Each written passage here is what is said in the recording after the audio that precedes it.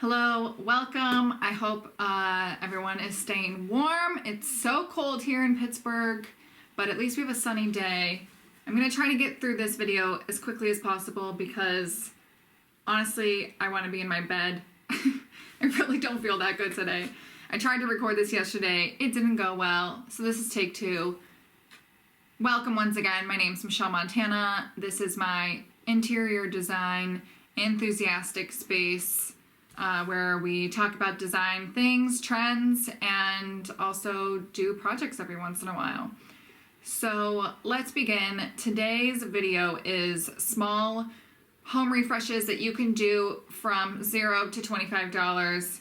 I think that I personally have been in sort of an interior design rut, at least in my own home. Like I'm just not motivated, not inspired at all. So these are things that if I had the energy, I would do them. I think I am going to do one of these things, and I kind of already did another one. Anyways, let's just get into the list. So a super simple thing that you can do that can cost either zero money or maybe a few dollars is swap out the art in your frames at home. So if you have little prints or something that, you know, maybe you're a little bit tired of, or maybe you're not tired of them, but you just want something a little fresh in your space, put new art in your frames. Or if you don't have frames, you can go to the thrift store and get some cheap frames for like $5, and then you can head over to Barnes & Noble or a magazine store and get a cool art magazine and take pages out of that for prints. One that I recommend is called Art Forum. My in-laws actually ended up getting a subscription for Elliot, my husband, for Christmas, per my suggestion. But so this is Art Forum. It's kind of cool because it's like a square design, but this, we first discovered it at Barnes & Noble, and they'll have like full pages in here with art on them. Like these photos would be really cool framed. Maybe just pop them in your bathroom. I honestly might use these. I kind of love them. Okay, great. Anyways, so you can just spend $16.99 on a magazine and cut out the pages and have, you know, really inexpensive art in your home. Or you can just frame stuff that you haven't framed yet. So frame that thing that you've been wanting to frame. Okay, moving on. A fresh coat of paint on a piece of furniture. You can get two of those $3 samples from Home Depot of paint. If that's not enough, go get a third one. Okay, we're not breaking any banks here. We're spending $9 on paint, maybe. Or you can get a quart if that's the right size for your project. And those, I think, only run up to about like $25 maybe. That chair in the corner of your room has the rest of its life to be white. So if you have a painted piece of furniture, don't paint wood. Let's not paint wood, you guys. I hate painted wood, personally. But if you already have a painted piece of furniture, why not make it bright red, like a cherry red? It has, like I said, it has the rest of its life to be white. So it'll be a nice, fun pop of color in your space. Or your shelves. Like let's say these green shelves, I don't want them to be green anymore, so I can paint them red. And okay, in a year I hate the red, so I'm gonna paint them back to being green. No harm, no foul. Paint some stuff. This one kind of requires a sewing machine, so if you don't have one, I'm sorry. You can hand stitch this if you feel like it, but I personally wouldn't want to do that.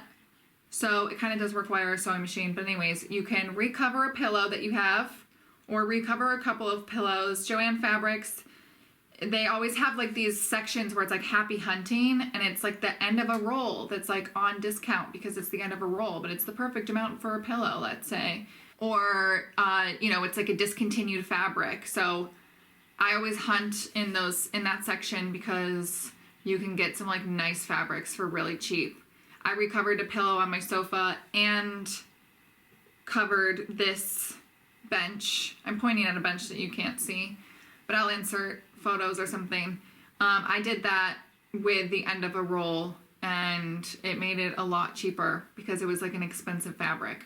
So the way I suggest doing it too is instead of sealing the bottom of the pillowcase, you're gonna make a pillowcase, right? So you'll sew ribbon in 3 spots on both sides of the fabric. So the front and the back, you're gonna sew 3 pieces of ribbon. I'm sorry that I'm explaining this and not showing you how to do it, but I'm not gonna do it. So, and then you can just tie it shut when you're done with the pillowcase, right?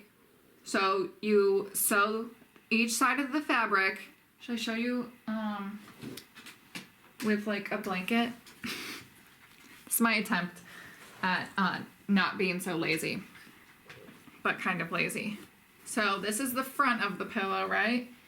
This is the back of the pillow. So you'll sew this down. Can't believe I'm doing this. You sew that down like that, okay? But while you do that, you're gonna put a piece of ribbon on each side so that you can tie that together, and then tie it here and tie it here. And then you'll go around and sew the rest of it so that it's all nice and neat. And if you're sick of it, then you can easily take it off. Or if it needs to be washed, you can take it off, okay? Or look somewhere else on YouTube for a legitimate tutorial. Or you can go to Target and buy a $25 pillow, but the quality's just not gonna last. You know who has good pillows actually and cases? You might spend a little bit more, but is IKEA. Or you can find like a good case there and hope that you have an insert at home. But they have like the nice down inserts there as well. Okay, I'm moving on from a new pillow. Literally just move things around. This is free. Let's say you have 3 surfaces in your room. I have these shelves, I have my coffee table, and I have the back of my piano here. Take everything off, dust everything down, and put it all back in a different place.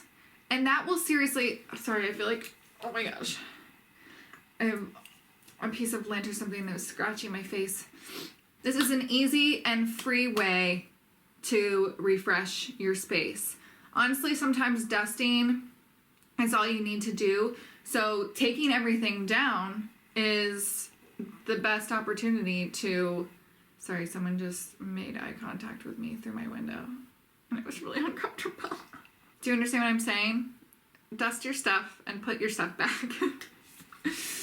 You can rearrange your space, like your furniture and stuff, but just keep in mind that sometimes this creates a rabbit hole effect and you don't always end at rearranging. Like sometimes when I rearrange furniture, it creates another problem. And then I'm like, oh no, now I need to spend money. So beware if you want to rearrange your space,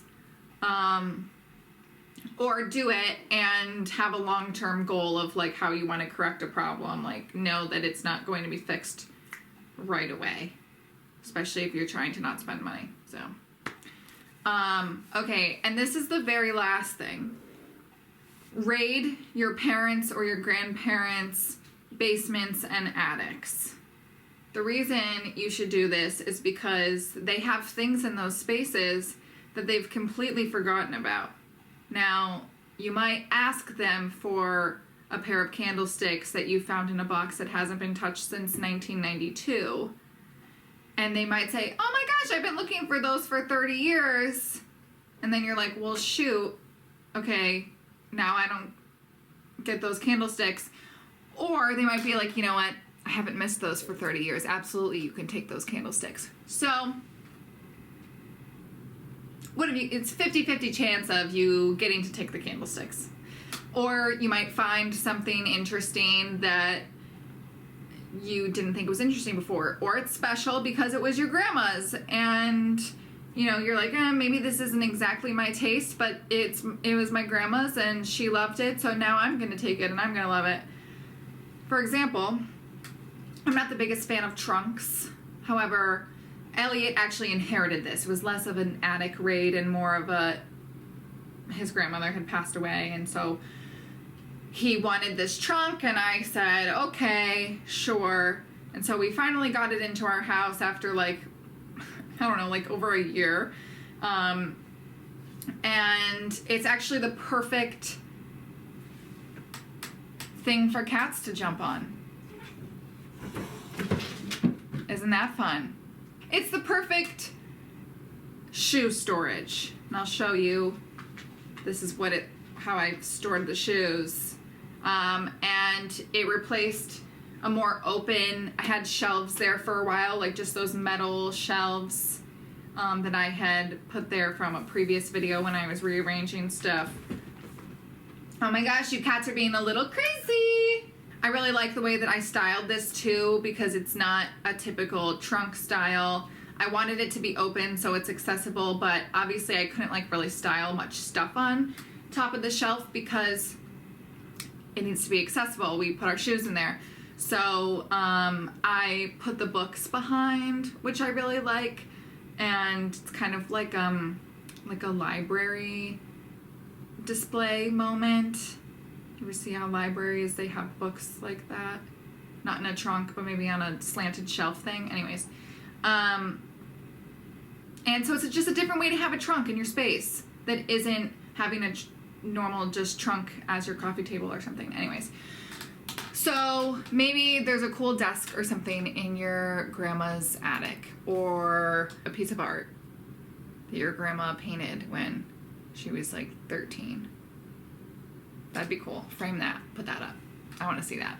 Okay, I hope that this helps you if you're in a rut with your space for zero monies or small monies.